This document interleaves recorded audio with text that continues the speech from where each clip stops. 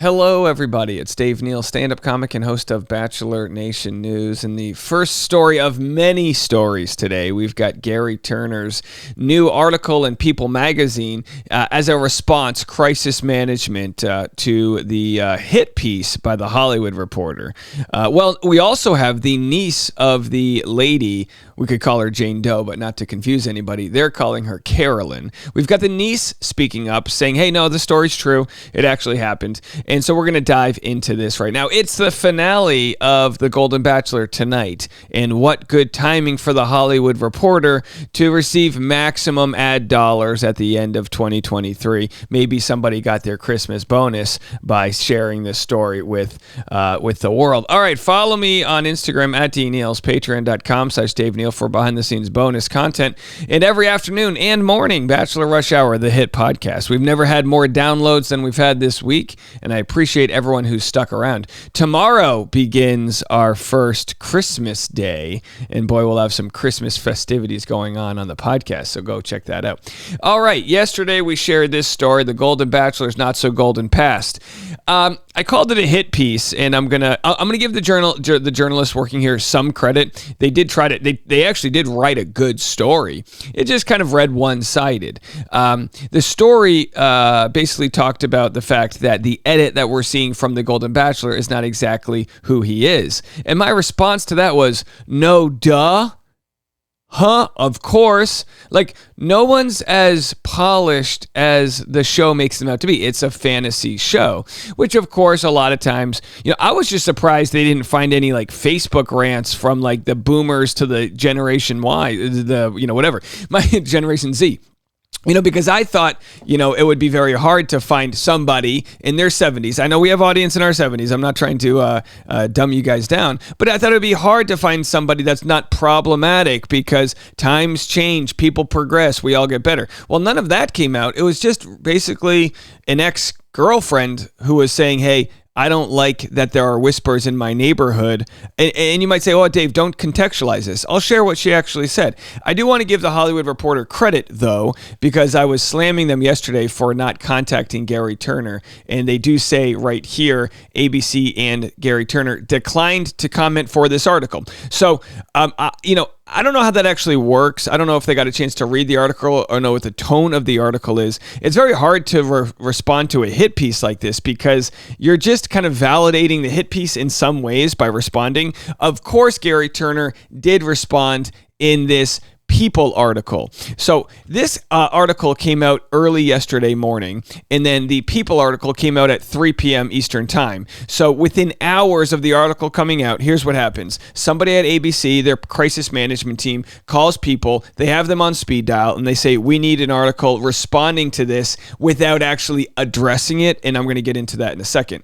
So, but this is the type of stuff you read, and you just go, well, it sounds like we just have an angry ex. Carolyn, meanwhile, didn't want the years of her life as the Golden Bachelor's girlfriend to become national news fodder, which is, of course, why she then exposed the story. But neither did she want to be the invisible woman whispered about in Davenport as the gullible gal Gerry duped and then dumped. So the idea that she was the one who was duped, they started texting and their relationship began a month after Gerry's wife died of a bacterial infection. So she didn't have some long drawn out disease. She kind of got sick and died really quickly. And Gerry's now the predator of this situation. Do you know what I mean? Imagine if the genders were reversed. Imagine if Gerry was a woman and her husband passed away, and then within a month some guy started dating her. You know what I mean? So it's like he's emotionally was probably wrecked. Emotionally, he probably as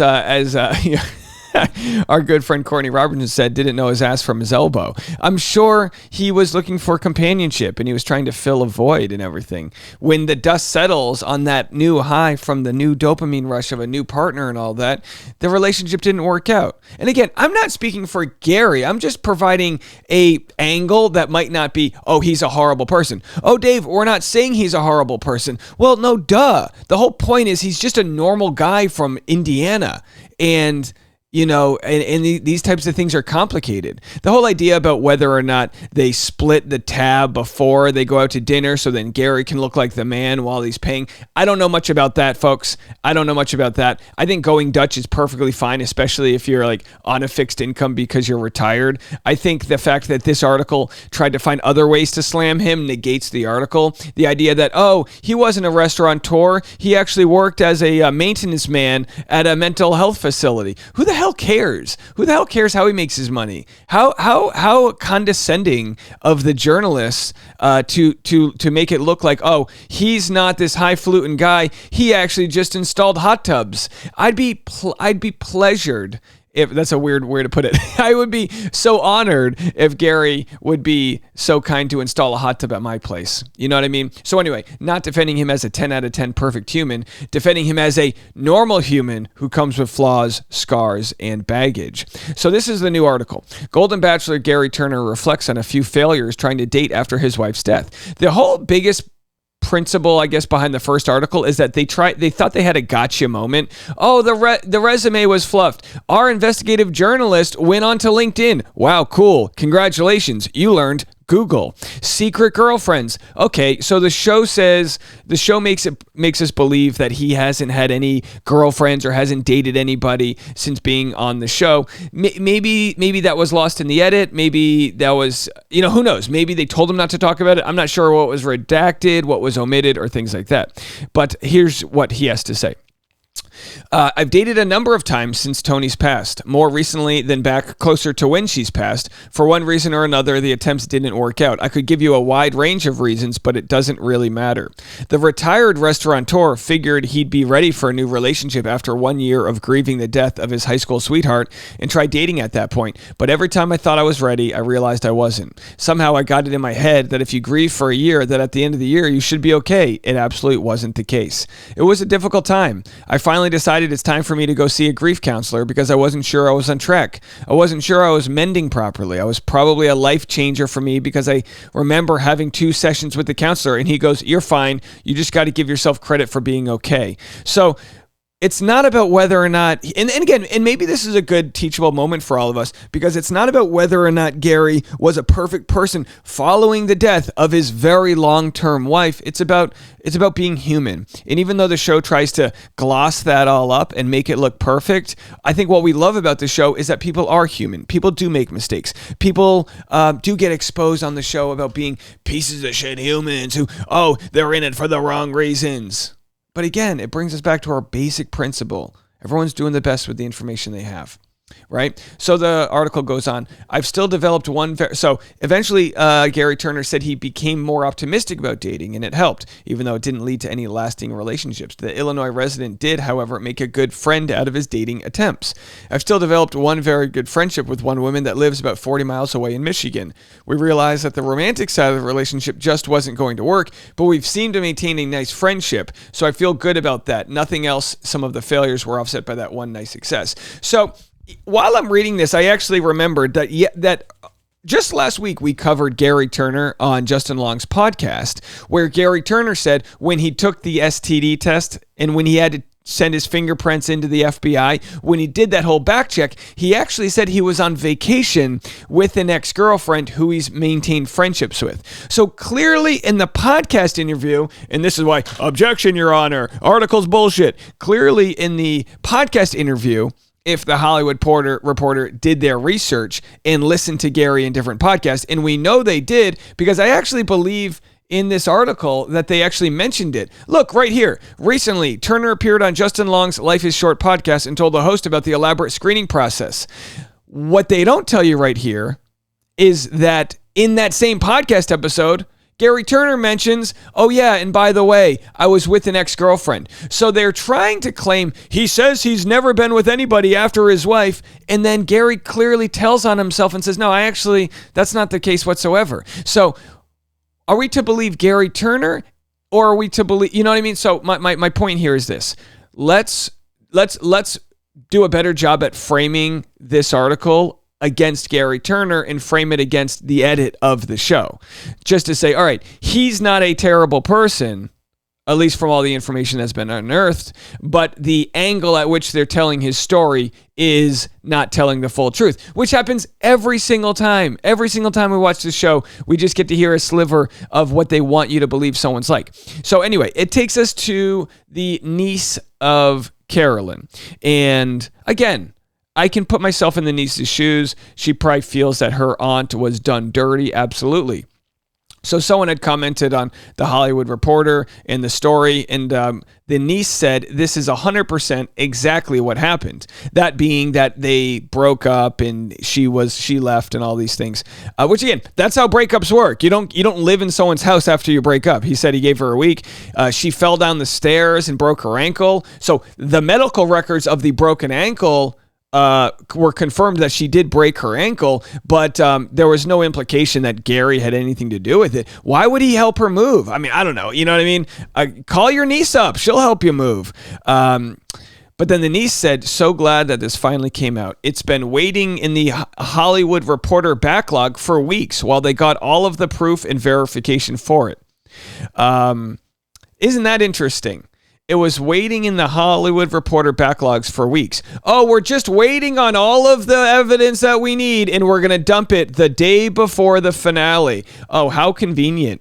How convenient if they've known this story for so long. Well, we're just waiting on that last piece of evidence. It kind of, journalistic integrity means you have to report the story when you have it. You're not supposed to hold on to a story. But how interesting of the timeline during Q4, the most expensive time of the year for ad rates. This is the time you make the most money for them to dump this story. How interesting.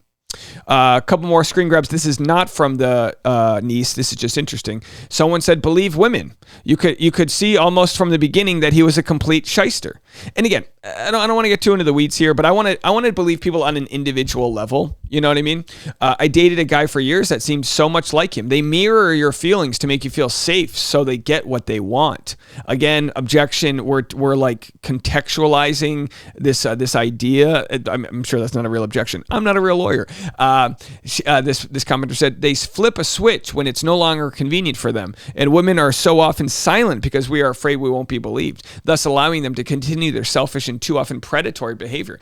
I'm not saying you shouldn't believe Carolyn, the anonymous woman in this story. I'm just saying, clearly she's scorned. I mean, she literally said, I don't want to be the whispers. I don't want to go national. She wants both sides. She wants to not have her name out there, but then she also wants to be vindicated, which I get it.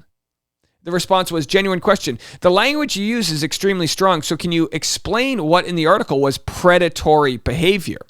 I don't think asking an adult partner to make the bed or split expenses is predatory, nor is asking a partner to move out of your home immediately after a breakup. I wouldn't want an ex sticking around in my house after we broke up. Sure, it may poke holes in the image of Gerry as this perfect, nice gentleman, but that's a far cry from predatory for certain. What a well-balanced, leveled response to go, okay. They broke up. I know people don't normally break up. Wait, what's that? People do break up? They dated for a year and a half. It's not like he was like, all right, come on, quit your job, move in. And the next day he's like, no. If we could hear Gerry's side of the story, he just might say, hey, she was a monster. We moved in. She was leaving this out. Our personalities didn't match up, whatever. I just said, hey, it's not working out. I'd rather do this alone. I'd rather play pickleball against the wall. I don't need a partner. I'll play by myself. You know what I mean? Again, I'm hypothesizing what might be a response from Gerry, but I don't think we'll ever hear him address this. Now, someone said it's a highly, highly edited show. He's also not. He's all cracked up to be, as I have a personal connection. That's the niece. And then someone said, I heard the Nick podcast about him. LOL, laughing out loud. Haha. If that's true, he's so gross. And then someone said, oh, and by the way, the Nick YouTube video that we shared actually vindicated and proved my point, which was that it was wrong. So the Nick rumor that they shared that was unvetted said, I know somebody that was sexually harassed. You know, they said like he at a restaurant or something. Well, come to find out, he hasn't worked at a restaurant since 1985. So that story was kind of fan fiction based on slight information they might have known from the casting department. So she says, I Googled it. Because in that story, he was also accused of having an affair. Having an affair with your wife especially if your wife is sick, or I mean, there shouldn't have to be any other standards. But if your wife's pregnant or sick, or I mean, that's just even more selfish. Like, it's already selfish. It's already wrong. It's already all these things. It violates the one bond you're supposed to have with your partner, and that's trust, right? But then to do that while they're fighting for their life for all these things, that would be horrible. None of that was proven to be true. And that was my biggest concern when someone said, oh, there's a hit piece on Gerry Turner. I was like, oh, no, I hope it's not true. You know why? Because I want the best out of people, okay? Not because I'm picking one side versus the other. I want the best out of people. I want to believe that he's not a bad guy. My opinion on him hasn't changed whatsoever. I never thought he was perfect. If you did, be careful. You're going to get scammed a lot in life. This person said, my aunt started dating him only a month after his wife passed. Not trying to go either way with that statement, besides that it is factual. Grief plays out in all kinds of ways, but it's true, and it lasted years. She still has every text they ever exchanged, and I told her she is sitting on a gold mine with the receipts she could expose. We went through some of them before the first episode to try to laugh about all of it.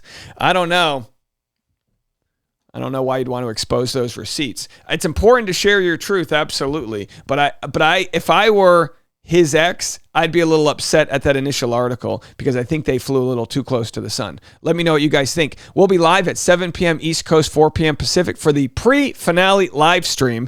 And I've also got a ton of videos coming your way. So make sure you're subscribed. Hit the like button. We'll be back right after this.